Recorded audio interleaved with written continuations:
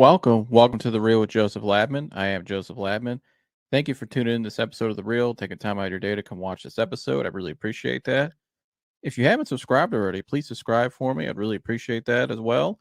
That's the best way you can support this channel and help me grow my content and grow this channel to where I'd like it to be. Everybody hit the like button for me on the way in on this video today. That also helps promote this video more in the algorithms, helps grow this channel more as well. Please share this content. I would really appreciate that. My guests would as well. If you would please share this episode with someone you know that maybe is interested in the topic we're talking about today. Please leave a comment below as well. We'd love to hear your guys' feedback. You can interact with myself and the guest on the panel and the live chat as well. Whatever we're talking about, just leave a comment there in the live chat. Pop in and say hello. We'll put it on the screen for you. And yeah, without further ado, let's get to the show.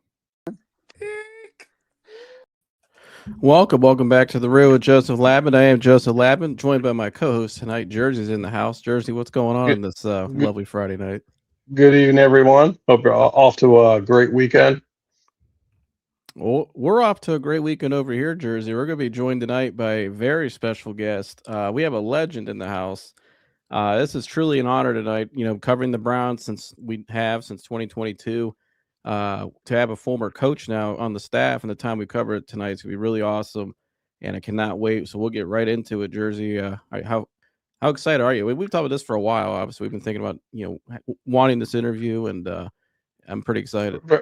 Pretty excited. It's actually kind of a milestone to have somebody to play pro football, coach pro football, and is also doing great work right now. Not, I guess, back at Citadel, but also, helping young high school athletes. And so just great to have him on, great to have his support. So it's very exciting. Great job. Great milestone for The Real. Yeah. And so we're going to be joined tonight momentarily by Coach Stump Mitchell. You guys, obviously, I've referenced Stump many, many times. You guys probably remember Stump since seeing him on the sideline for the years he was with the Browns. Obviously, Coach Nick Chubb, Kareem Hunt, Jerome Ford, and guys, all the guys they had here in the time. He got here in 2019, so until after 2023. Jersey, he from Georgia, played at the Citadel, had a great career there. Obviously, got his jersey retired at the Citadel, number 35. Played in the NFL for 9 years with the Cardinals for a bulk of it. Even had a 1,000-yard season, averaged over 5 yards a carry for consecutive seasons in a row. Just a great player, was a very productive player too, but also he's had a great coaching career. He's been around in college, in the NFL. He had obviously with the Jets, with the Browns, to name a few, and now he's still coaching, like you mentioned. So I know we were reading his bio a lot more too, Jersey, just getting to know more. I mean, what stood out to you about him? Just the from where he started, where he was picked at, and then still played that many years. Round pick. Yeah, I didn't even know there. And to play almost a decade in the league, that's pretty incredible. Yeah, and correct, and play that long, especially at that position, because that's obviously that's a position that has a short shelf life. So I think that's the best part, and I think the best part to even make it even greater is to go back and go coach. So to go help young men. So that's what I like. Absolutely. Well, without further ado, not to keep you guys waiting, joining us now is the man himself, Coach Stump Mitchell. Coach, welcome into The Real. Thanks, guys, for having me. Coach. Absolutely. Coach, I guess real quick, since Browns fans have last saw you since your last season in Cleveland, what's life been like for you? It's been good. I mean, I took a year off, and last year I was at West Georgia, and now I'm at the Citadel, my alma mater. What's it like being back at your alma mater? I bet that's pretty surreal. Well, it is. And these past 2 weekends, it has really been surreal because last week we had a bunch of portal guys in, but guys that have size that reminds me of the NFL. And today we have high school recruits in that has size as well. So it's a totally different place than I've been. We have the last 3 years, we're 9-26, so we haven't gotten it done. But I think with what we're doing right now, Maurice is the head coach here, I think we're definitely going to turn things around. Wow, that's awesome. I guess, Coach, we'll start here with the Browns. Obviously, a lot going on right now. They're in the midst of a coaching search. I guess I know there's a ton of names. Obviously, people have been, asking about in terms of what candidates they should look for and this and that. I guess we'll start here. If you were advising Jimmy Haslam, what qualities and type of candidates would you be looking for the Browns? Well, the first thing the Browns have to do is fix the offensive line. It doesn't matter what quarterback they get in there. They missed the opportunity last year to get some offensive linemen. But I think you want a guy that's going to be able to fight off defenders first, because you're not going to be able to get 5 or 6 offensive linemen in any one draft that's going to be able to come in and play right now. So you have to have a quarterback that can fend for himself. I think that was one of the greatest things about Joe Flacco and Deshaun. Regardless of those guys' size, they were powerful men, and they could get the ball downfield, or they could break tackles and get some yardage that way. They're not in a position to get Mendoza, because if they were, I mean, you go out and you get that guy, because he gets rid of the ball extremely quick, and he's a Josh Allen type runner as well. Maybe not as good, but he can definitely run the ball. He can move the sticks. He doesn't take long to make up a decision when deciding if he's got to run. When you see him throw 3-step throws, take a look at the last game. Moore left the ball inside, and it went for a touchdown. You see him throw the same throw, the ball is outside or it's out of bounds. Most of the time it's in the receiver's hand. I mean, he's got more touchdown completions in the playoffs than he has incompletions. So that's what you're looking for, a guy that you don't have to really teach the fundamentals. If it's a 3-step drop, if it's a 3-step throw, I'm getting rid of the ball. They understand that they're not taking deep sacks and stuff like that. It's a completion or incompletion. It's not a sack. Those are things that you don't want to have to teach a quarterback. They should already know that, and now you can move the program forward faster. Jersey, you got one for Coach? Coach, just obviously with the we touched on quarterback, and gosh, we'd love to have Mendoza here. I mean, I'm Jimmy Haslam. I do everything I can to move up to get him, but obviously we need a coach. What do you think are the most, if you're picking a coach, what do you think are like the 3 most, like 2 or 3 attributes you think are most critical for a coach, more specifically to be coaching in Cleveland?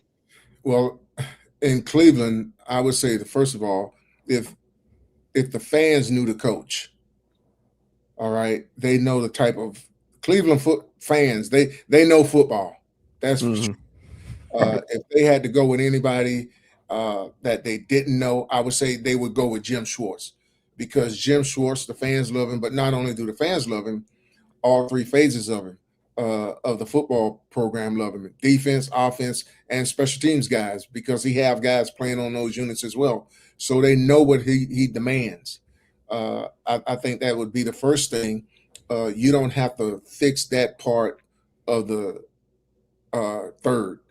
You got defense. Now you got offense and defense, offense and special teams that you have to worry about. But you have to look at a coach who doesn't care who the player is. He's not too big to be coached.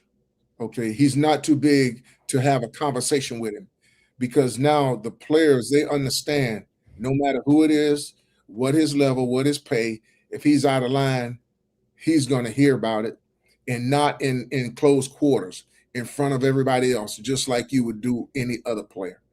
So guys are willing to follow him. They're willing to break down a wall for him. And you have to have people around you, not just players, but coaches that are demanding, and that's going to get the best out of the players, because the head coach got so much to worry about. Some of them are play callers, some of them are not. Those that are not, they can manage the team better. But you got to have a coach that's definitely has great leadership abilities, one that everybody looks up to, and guys will follow. You mentioned a point there about some guys have play calling duties. Obviously, if people have listened to the reports this week, there's been a lot of emphasis about. It seems like the Browns want to keep Schwartz in the building. They may try to pair an offensive coordinator with him. These are just some of the names we've heard. Obviously, Todd Monken was requested for a second interview today, along with Jim Schwartz. But guys like Dan Pitcher, Mike McDaniel, Nate Shieldhouse, who's a passing game coordinator with the Rams, and then obviously Grant Udinski's name's really been brought up a lot this week, and really shot up the board in terms of likability amongst a lot of fans and intrigue. Coach, I'm curious from your perspective. What do you think of that, of forcing possibly an offensive coordinator on Jim Schwartz? Because I would rather have it the other way around, where Schwartz is the head coach and maybe he picks a offensive coordinator like Todd Monken or whoever he may like to come in with him. And then how hard is that for not only, I mean, you look at a lot of these guys, Pitcher, Udinski, and Shieldhouse are the guys that are brought up the most. They've never even called plays before. So how do you expect them to be a head coach, a first-time head coach, and call plays? I just don't see how that works. Listen, I know the Browns, they were the first one to put out a contract like they did for Deshaun. They can be the first to hire two dang on head coaches.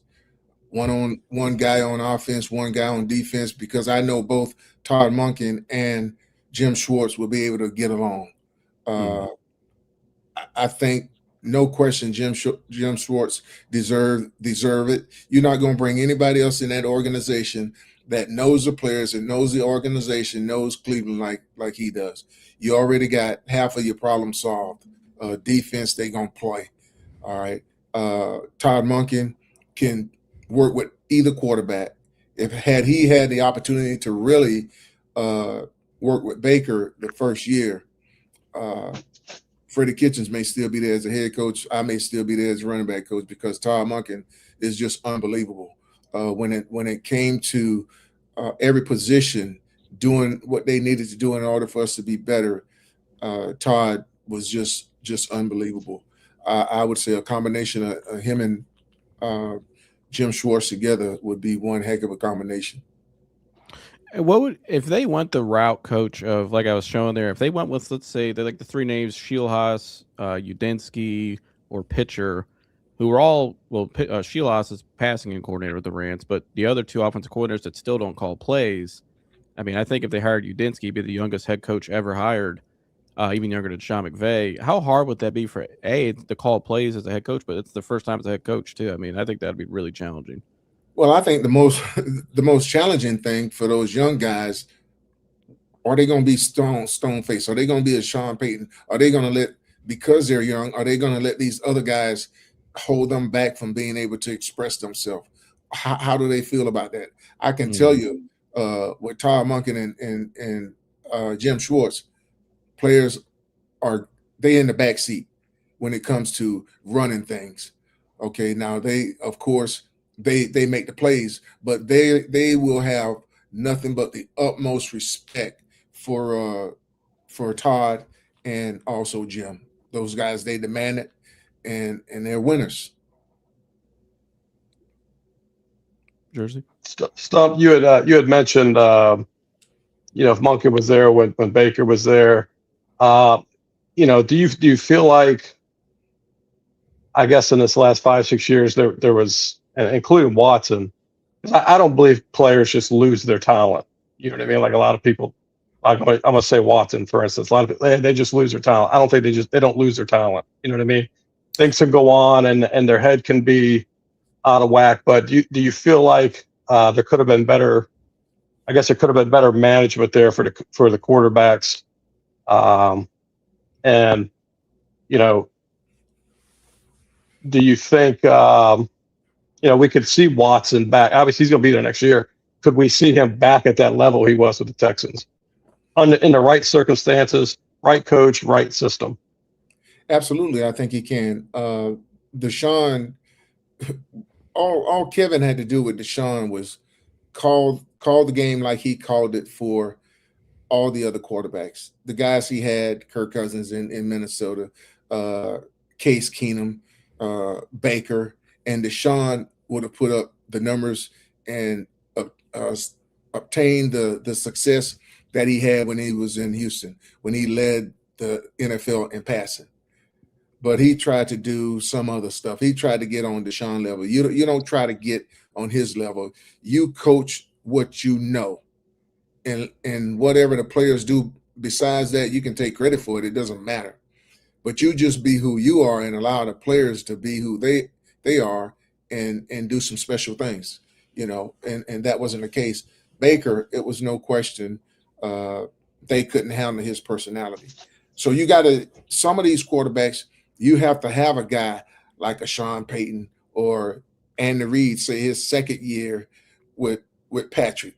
They were down there playing the Bengals on the 2 or 3 yard line with only a few seconds left in before the half, and instead of him throwing the ball away, he scrambled and time ran out. They weren't able to kick a field goal.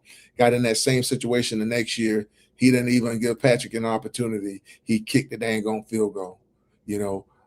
So you have to have a coach that's demanding of those players, and those players, they want to be coached. They're players. They're not damn coaches. They don't have that type of time in the league. Now, if you're dealing with a Tom Brady, oh yes, you're dealing with an older player that has been in the league for a long time. Of course, he's seen everything. He can do some things. But those young guys starting off, you need to hold a hand. Yeah, going back to Baker, one coach, I think one thing that I've always been taught too is from coaches I know is what makes a great head coach is the staff he can build around him. Coaches that in the position groups are really coach guys and hold them accountable and, do their job to how they should. And I know I've heard you say before too, one of the things with Baker, going back to him, his first year with Kevin in 2020, TC McCartney was in the quarterback room. Going into the second year, TC was moved out of there, and it seemed like there kind of wasn't the same, vibe with Baker since. Obviously, he was hurt that year too. I guess kind of what's your thought? How important is that? Because, I look at a guy like Shorts, I know he could probably build out a staff, no doubt about it. Some of these younger guys, can they even build out a coaching staff? I don't know. I mean, a guy like Udinski, 30 years old, I don't know. I'm not sure. Not saying he can't, but I'm just curious your thoughts on that. Well, the thing Kevin should have done, don't worry about playing musical chairs with your coaches. You went to the playoffs the first year. Allow those guys to get even better. But for whatever reason, he decided to switch TC and Drew. And TC did a hell of a job because David Njoku ended up becoming a Pro Bowl tight end. Mm-hmm. It was the relationship that TC had with Baker, and then it was the relationship that he had with David. That don't always flow. Some guys just don't mesh. You have to know how you can handle each and every player, and those quarterbacks. Those guys are kind of like receivers too. They're prima donnas. You got to be special. We had Adam Henry there as a wide receiver coach. He was able to deal with Jarvis and also Odell because he had those guys at LSU as well. So switching around coaches, I think that was one of a few mistakes Kevin made. And after we lost to the Titans, the Texans, after we lost to them, to change your staff, that was awful. And for them not to bring Amari back 2 seasons ago until things were mandatory, he missed a whole lot of camp. And Amari was really a mild-mannered guy. You have to know everything about your personnel because those things matter. And they, took Amari for granted. And unfortunately, Amari came in, and they deserved to trade him because he wasn't playing well. But he wasn't playing well because we didn't manage manage him right. I got a follow up to that. I always wanted to know this since we're talking about Baker, what went wrong there. What do you think went wrong with Odell in Cleveland? How come that didn't work out? Because when they acquired him, it was such a big deal. Baker was coming off a really good rookie year. We thought maybe we finally had something. I mean, there were Super Bowl expectations, and that was your first season, obviously. What do you think went wrong with Odell in Well, Cleveland? did he got 1,000 yards his first year, didn't he? Yes, Yeah, he four got 1,000 touchdowns. yards. Yeah, but his second year, what happened, in my opinion, was that Odell was back in California getting treatment. That's where all his doctors were for the most part. And Cam Newton came out there, and Cam was throwing, uh, and Odell attended one of Cam throwing session. Baker was also having a throwing session, not at the same time, but he was having it in Texas where he always had it, and Odell didn't attend. And those guys, Baker took you know he didn't particularly care for that. Odell didn't attend his throwing session, but it was not planned for Odell to attend Cam's deal. I mean, he just did it because he was out there where he was, Mm. and we just never fixed it. We never fixed it. I brought it to the attention of the offensive staff, but it was never fixed. I guess to switch things back now to Jim Schwartz, coach, and this coaching search. What do you think a Jim Schwartz offensive staff would look like? Who do you think he would kind of target? Could we see a Bill Callahan come back into play? Ashton Grant, I know you've talked about. They let out the building. Vrabel came here for 1 year, identified him, and took him with them as the quarterback coach in the league, and it seems to worked out pretty well there. I mean, do you think we could see some guys brought back, like a Scott Peters? What do you think of Jim Schwartz offensive staff? Because we know his defensive staff's intact. How would he manage as a head coach on offensive side of the ball, you think? Well, he definitely got along well with Coach Callahan. I mean, how can you not get along well with Coach Callahan? First of all, Coach Callahan never should have been let out the door without getting draft picks. Okay, Yeah. yes, his son got a job, but Sean Payton had already set the stage. He still had ties to the Saints, and the only way Denver could get him was to give up some draft picks. So that's what Andrew should have followed. If he was going to let Bill out, definitely should have gotten some draft picks for him. That's plain and simple. But Jim Schwartz got along well with Coach Callahan, so and he knew what type of job he did. Bill did a hell of a job there. His offensive linemen had to play everything. They had to play tight end. All of them had to play musical chairs when people got hurt. Joe Petonio playing left tackle. I mean, everything. So Bill was definitely a great part of that. Scott Peters was his number one guy. Right now, Cincinnati is the only team that kept their head coach in that division. So I don't know if Scott will be going anywhere, from that standpoint. But Jim has been around. Mhm. Uh, I don't know how well he knows Todd Monken, but Todd would definitely be a great asset, a great quarterback coach. He can coach any type of quarterbacks, and he's demanding.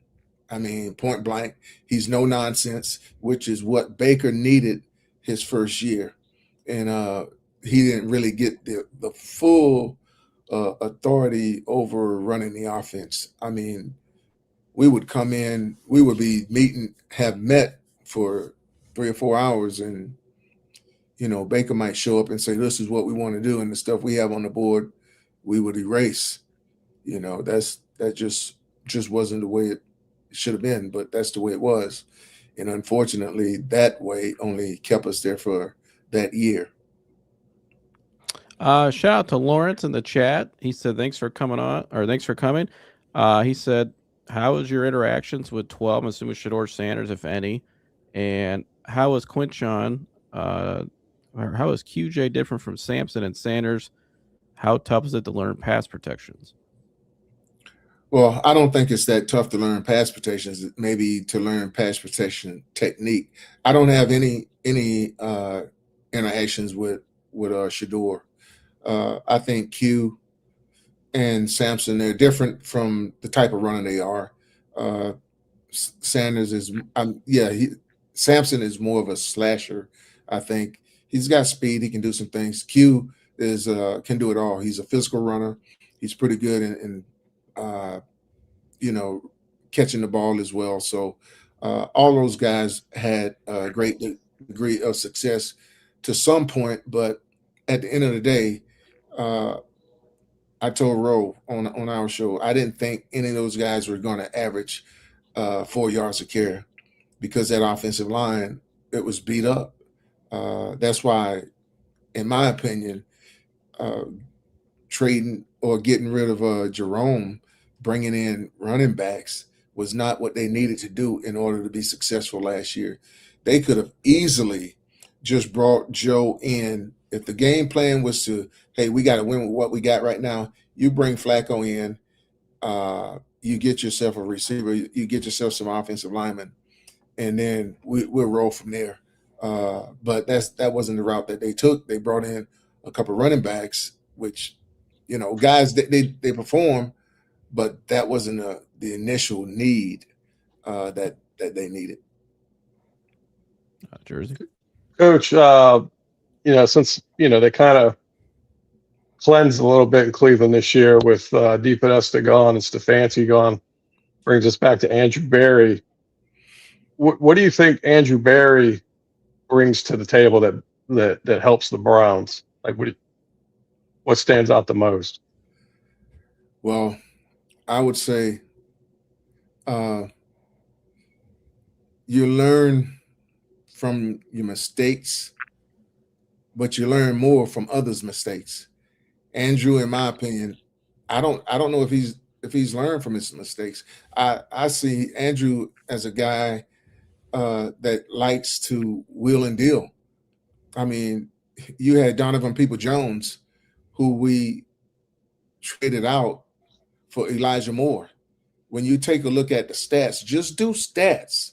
Just do stats. When you take a look at the stats that Elijah Moore had and the stats that Donovan Jones had the same time, the same year, Donovan's stats were better. But you got Donovan in the 6th round and Elijah was a 2nd-round guy.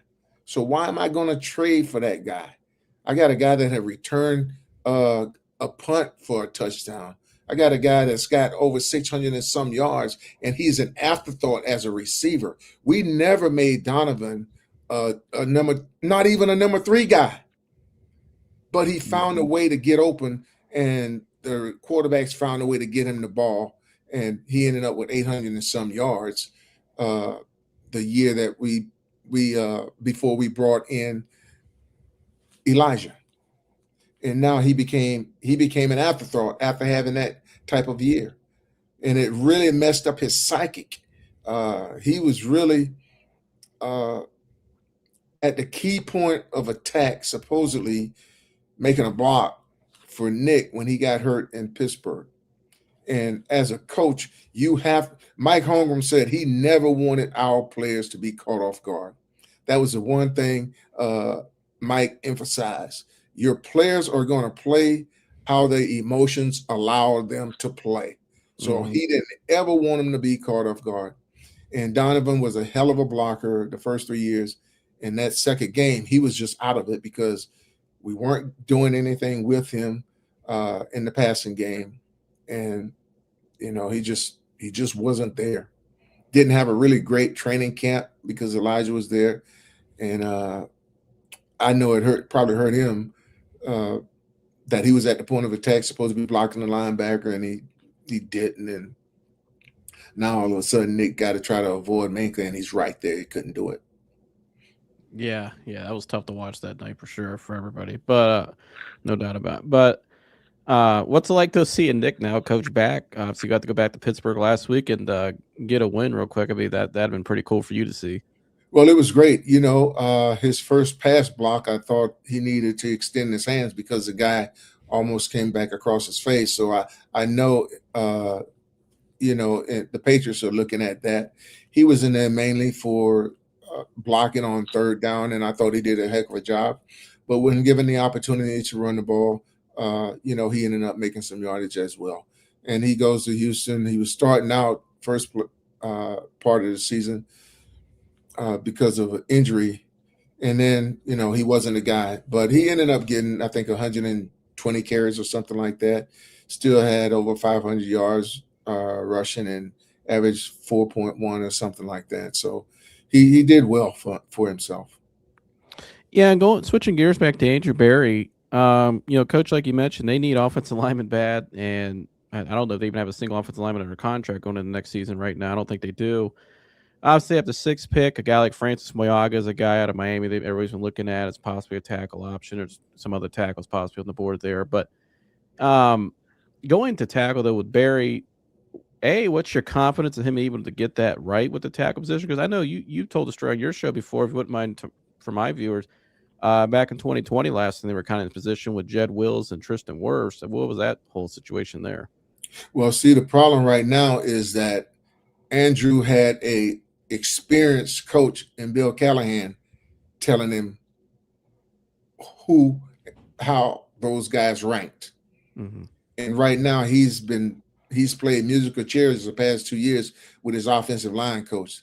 So if he wasn't going to listen to Bill Callahan, I really don't think he's going to listen to anybody that's coming in there now. And that was the problem. I mean, it hands down, he told Bill Callahan if Christian was there when they picked, then they were going to take him. However, that's the opposite what he did. He took Jed Wills instead. So, I mean, as coaches, and also me being a coach and a player, all we want to do is try to get the best guy. We're in love with guys that get the job done.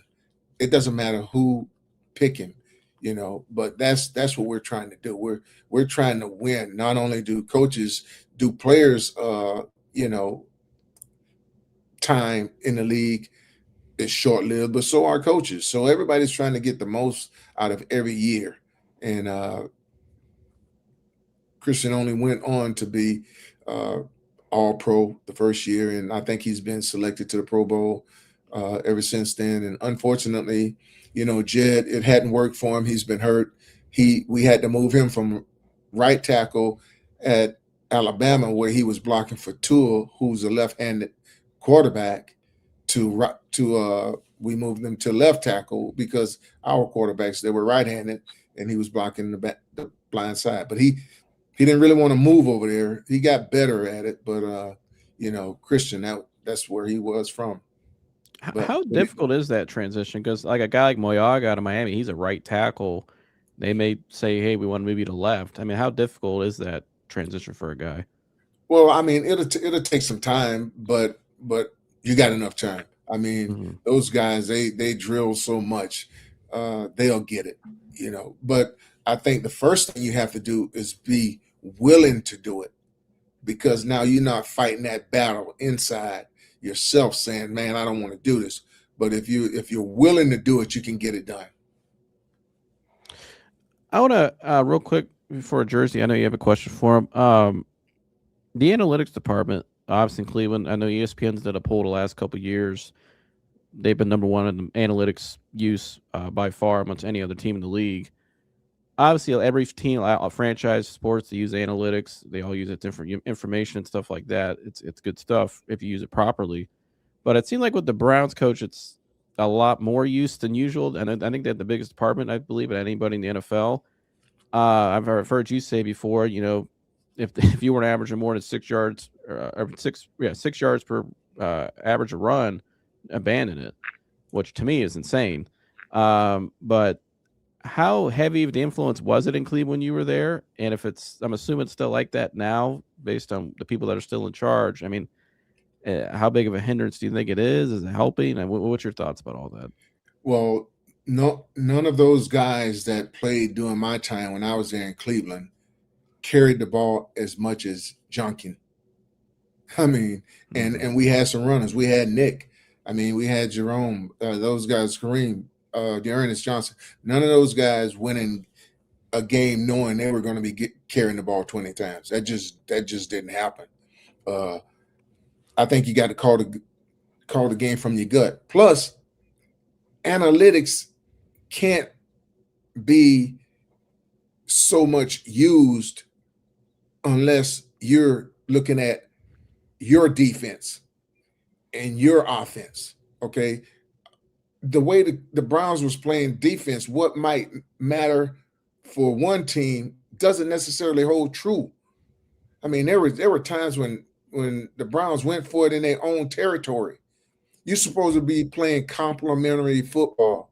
That's defense, offense, and special teams. So allow your defense to make some stops. Don't give up points right there. You got the ball on your own 40-yard line, 35-yard line. That's ridiculous. Punt the ball. Let the defense come out and make some plays. But now when you don't punt the ball, the offense, they got their whole playbook open. They can call what some people may call trick plays. They're not calling them trick plays because they're depending on these plays to work. They understand what position they're at on the football field. So play complementary football. The Browns really didn't play a whole lot of complementary football, in my opinion, this year. I thought they hung the defense out there to dry. Jersey? Coach, do you or I guess I was going to ask the question, do you feel like at least when you were there or even now, do you feel, and we're talking about analytics, and I've always been somebody that feels like it's just too much analytics in Cleveland. It's just too much analytics in sports now, period. But do you feel like there was enough NFL experience inside the office in Berea to trickle down? I think we had a lot of offensive experience. Alex Van Pelt, Coach. Well, I'm talking about front office. Was there enough experience in the front? You know what I mean? Like NFL, like knowledge. Yeah. You had some young people in the front office, no question about that. And I guess everybody was trying to make a name for themselves instead of really doing what matters. I think we had. I mean, me myself, I didn't have a problem with anybody that they decided to bring in there as a running back. I was going to coach them all, but I had my opinions about who they should bring in, and I thought my opinions. Well, it's no question my opinions different from what they saw sometimes, because there was no way we should not have brought David Johnson into Cleveland. I mean, he had played in Houston with Deshaun, and if you're trying to make Deshaun better, then you bring in some guys that he had already played with. D Hop. We could have brought in D Hop. He played with Deshaun when Deshaun had his best times in Houston. But yet we want to bring in some other receivers. And you're going to pay that guy that kind of money. You need to make sure you got somebody that he's been familiar with. And, it didn't happen. We beat around the bush and we brought in some other guys and it didn't mesh. What was the, I just thought of this. I'm curious, what was kind of their being in the building at the time when John Dorsey was let go and they brought in Andrew Berry? What was kind of a lot of your guys' thoughts on the coaching staff about that at that time? Well, I think, I don't know, purely speculation. They wanted, analytics. John picked Freddie, I think, to be the head coach. And they didn't want that to happen the second time.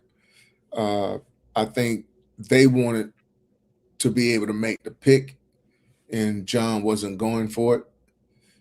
So I think that's why they let him go. Jersey? I appreciate being so transparent with us, and what I mean, try not to put you on the spot about anything, but kind of veering away from that for a moment. I got a couple of questions I just wanted to ask you. 2 questions. Who's the most? I'm not going to ask you who's the best running back in your opinion, because it can vary what era you played in. Sometimes there's days, even me. I mean, Walter Payton's my favorite running back of all time.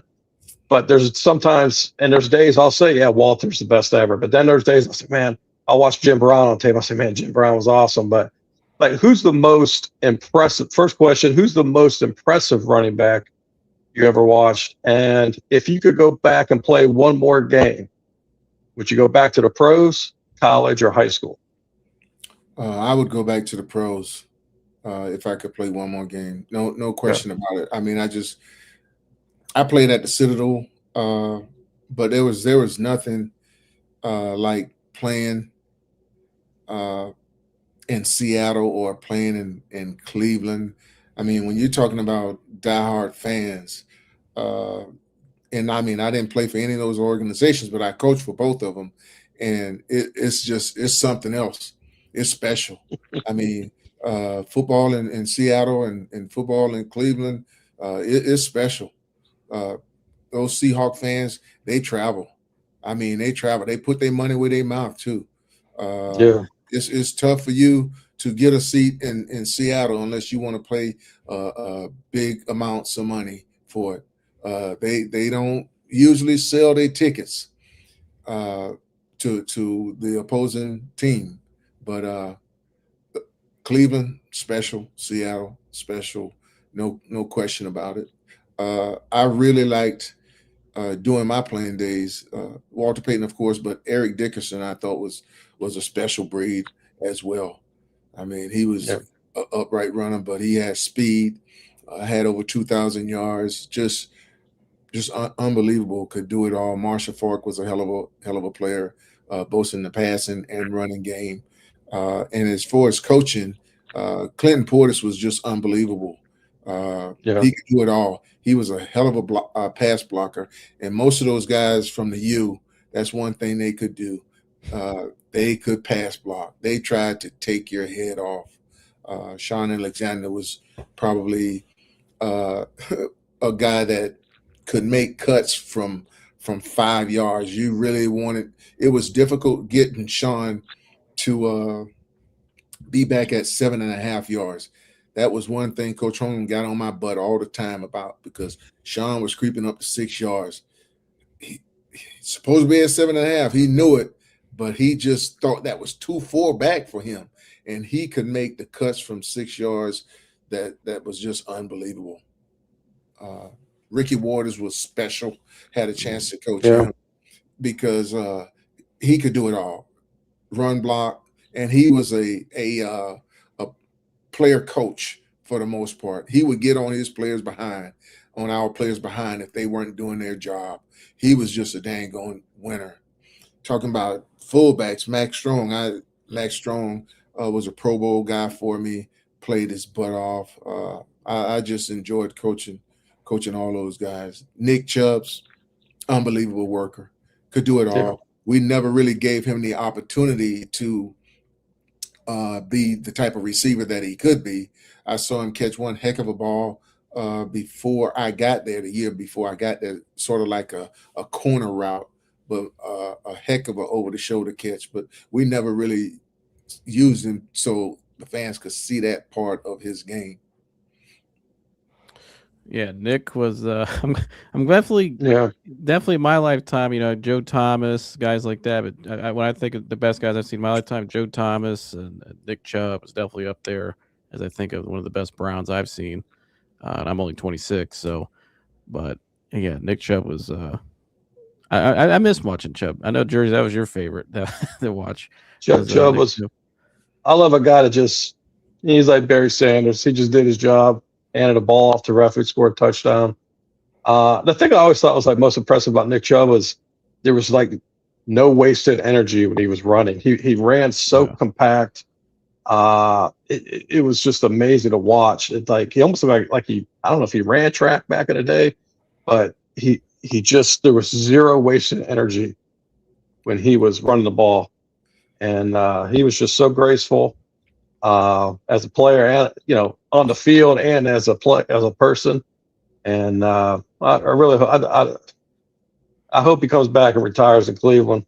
Because that guy he was something else. He really had a shot to be one of the absolute all time greats as far as statistics. But of Yeah, and course, that it was mismanaged. and that's the thing that was so great about Nick. I told Nick the summer before he got hurt. I said, Nick, man, this analytic thing, you're getting less carries, and they're saying we got to average 6 yards a carry.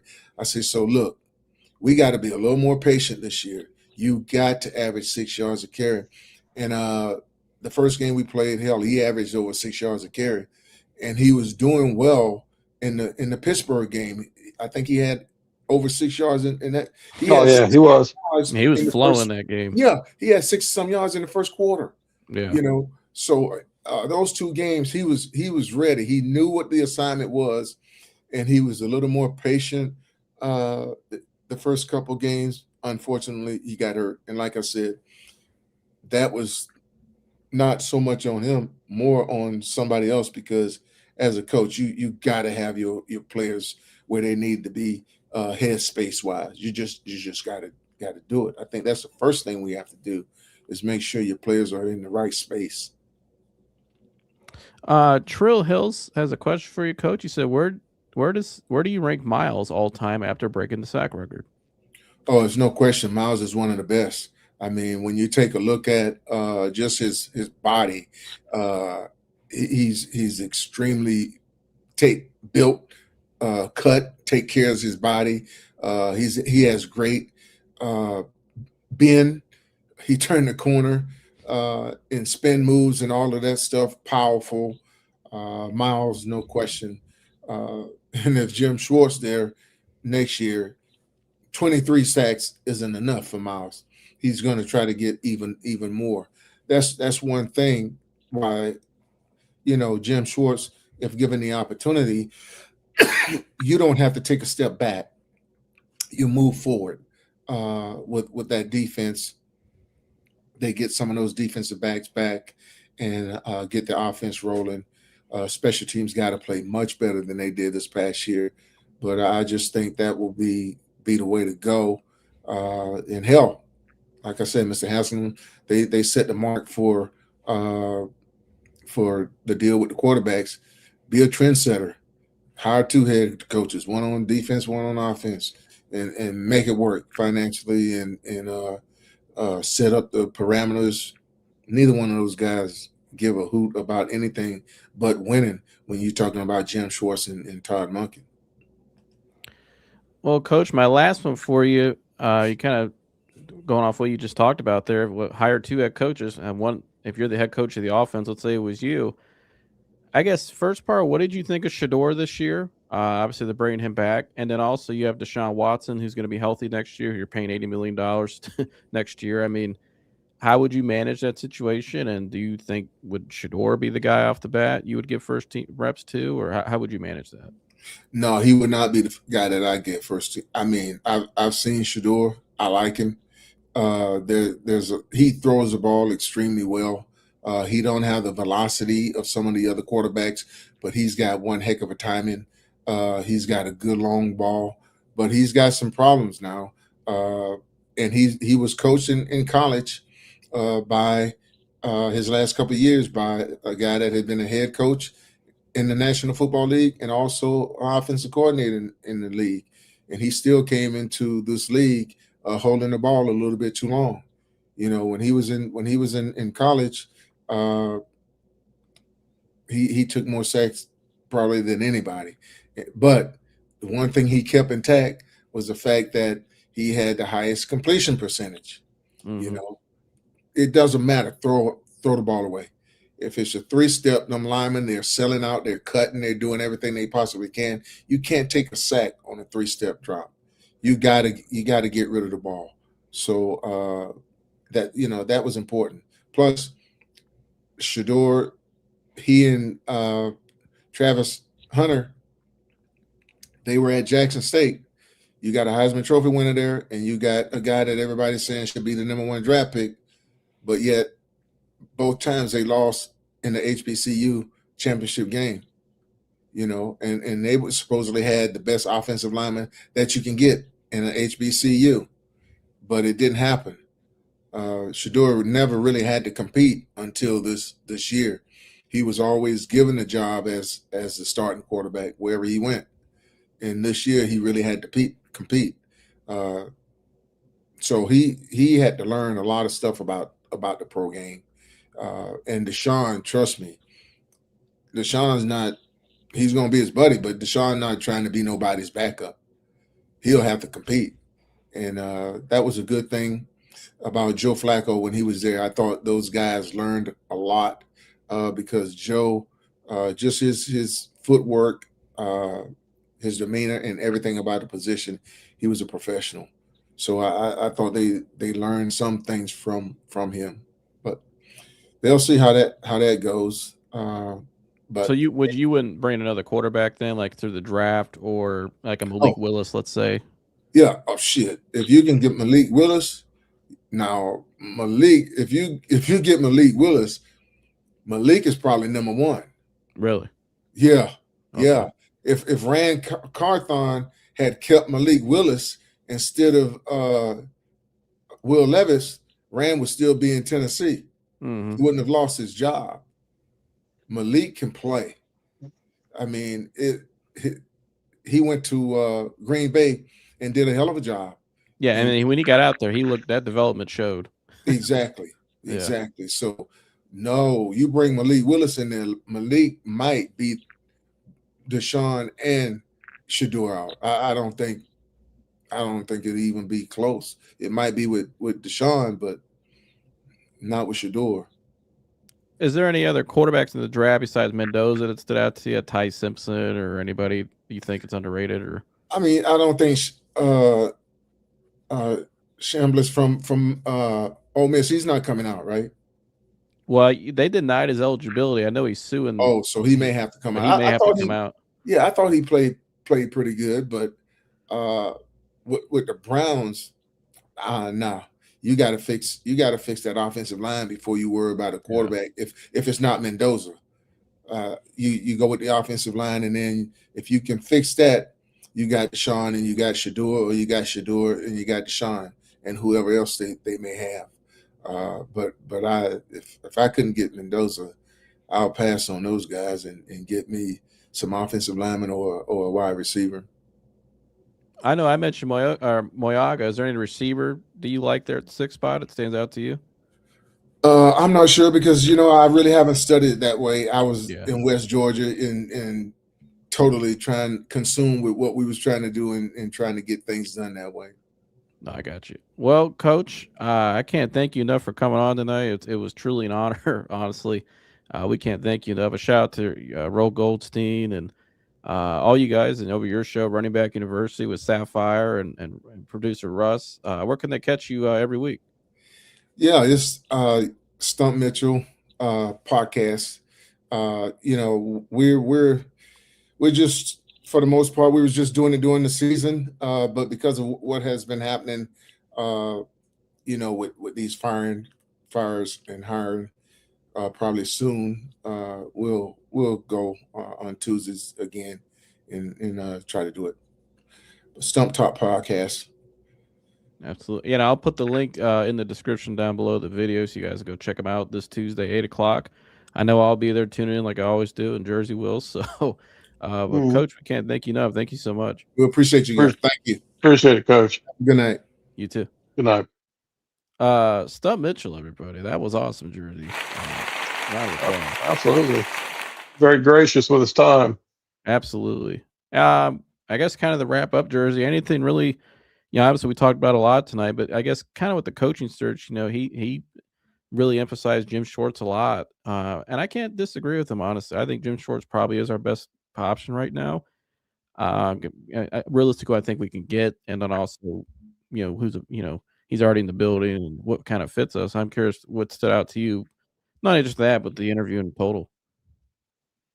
Well, it seemed like he, first, he answered every question. I mean, I try not to put him on the spot or anything like that, but, he answered them pretty transparently. And here, I'm sure he's probably thinking, like, why wouldn't I? You know what I mean? So, it seemed like he was leaning towards Schwartz, and it makes, it's just like he said, it makes sense because you're not going back. You're still moving forward. Yeah. The players were pretty much playing for Stump anyway, or not Stump, but for Schwartz anyways. So you got stability and it's not an actual reset. I think anytime you bring a whole new coach in, and they want to bring all their own coaches in, it is a reset. Yeah. So if they could bring in, basically, if you move Schwartz over, and you get the right guy in there on special teams, and the right guy on calling or running the offense, that's like-minded with him, that he likes. I mean, and you shore up your offensive line, get you a receiver too, and I mean, you could be competitive next year. Yeah. No doubt. The professional fans in the house. He said, "Thank you so much, Stump. You the GOAT." Odell's in the house. Jersey said, "Jersey, little Jersey, and Stump, man." Modell. How about them balls, boy? Yeah, that's our friend and fellow volunteer fan, Tennessee Volunteer fan. But yeah, great show tonight, guys. We'll be back probably Sunday night. I'm sure there'll be some more news this week in Jersey, and have some playoff games too. Maybe we can react to. So make sure they need to like, subscribe, and share Jersey. Absolutely. That's here. Got great guests on here. Great entertainment for everyone. And doing it here, we're just doing it for the viewers. And so, like, subscribe, share, and everybody have a great weekend. Shout out to man Craftomatics in the house. What's up, Dante? Kraft, my old teammate, my brother, my guy. He's a Coach Stump on the Yep. show. Good work, bro. Appreciate you, Kraft. Hope you're doing well, brother. But shout out to all you guys who tuned in tonight. Shout out to Mike too for holding down the chat. Appreciate you, brother. And Wally, good to see you, brother. But yeah, make sure you guys like, subscribe, share all the good stuff, and we will see you the next one. We're out of here. Gone.